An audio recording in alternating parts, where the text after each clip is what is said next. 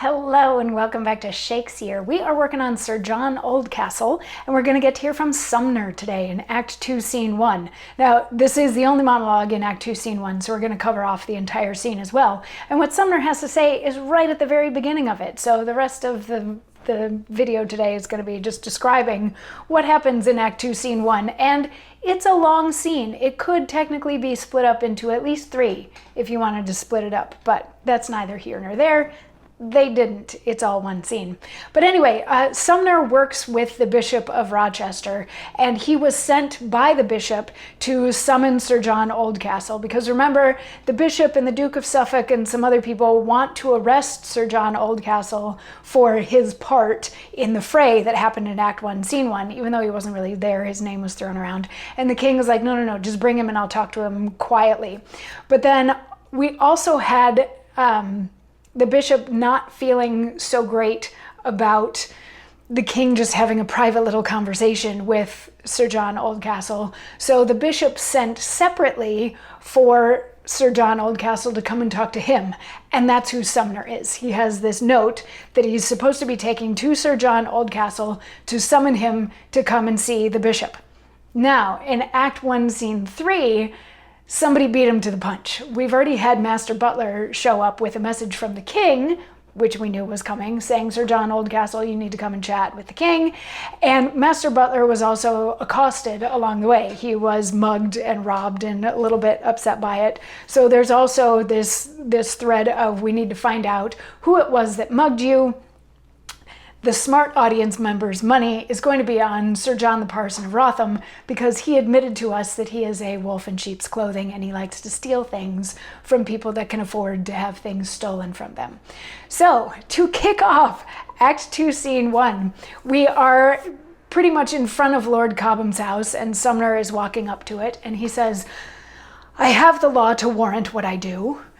And though the Lord Cobham be a noble man that dispenses not with law, I dare serve process were a 5 noblemen. Though we Sumners make sometimes a mad slip in a corner with a pretty wench. A Sumner must not go always by seeing. A man may be content to hide his eyes where he may feel his profit.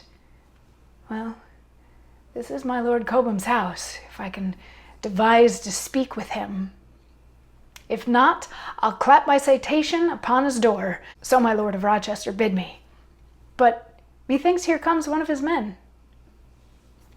So this is, in a weird way, it strikes me as kind of cute. He's like psyching himself up to deliver this message. He's like, Sumner, like, I'm allowed to do this. I'm allowed to go up to the house. I'm allowed to deliver this message. I would rather be anywhere else but here, but, we Sumners, we can do this. We can do these sorts of things. He's like, all right, here's the house. I'm going to try to talk to Lord Cobham.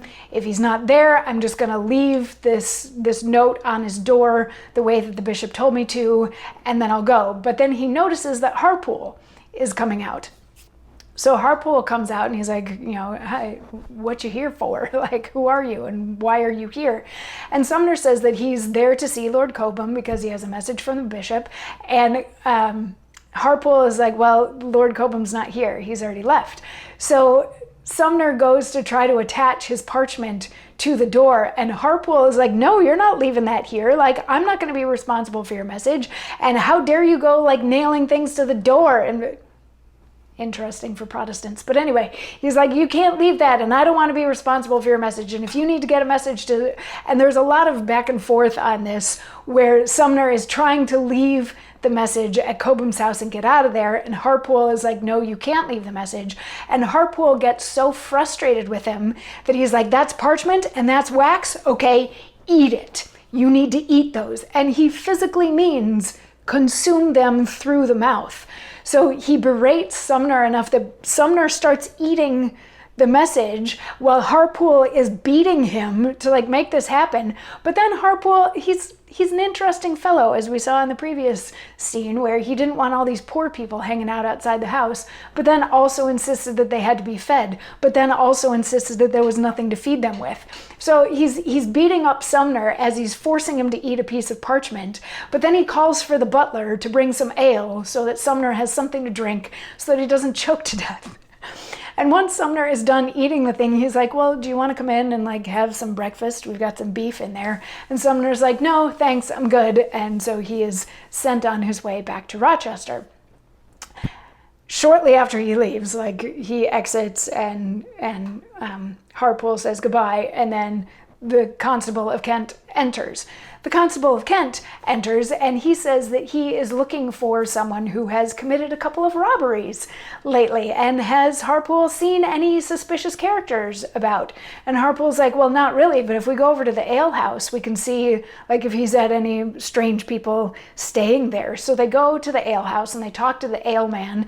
They're like, have you seen anybody weird? And the aleman is like, nope, the only guest I have staying here is Sir John the Parson of Wrotham and his niece, who stays with him and sleeps at the foot of the bed because they are such upright, honest, kind, upstanding citizens.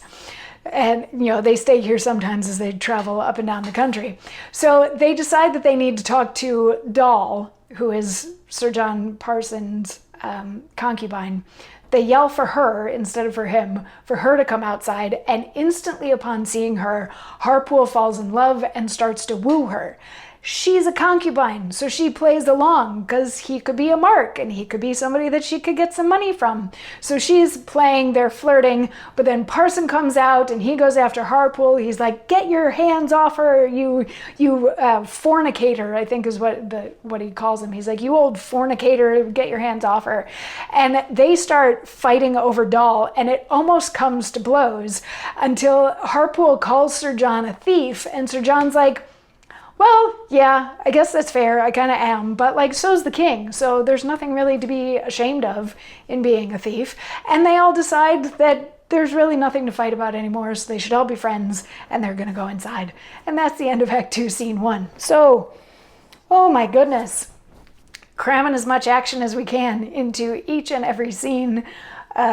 Yeah, we now have a manhunt out for Sir John the Parson, but nobody suspects that it is Sir John the Parson. And we have Cobham on his way to see the king, not to see the Bishop of Rochester, and poor Sumner had to eat a piece of parchment. Yay! Come on back tomorrow for more, and we'll see where this is going to go next. I'll see you then. Mwah.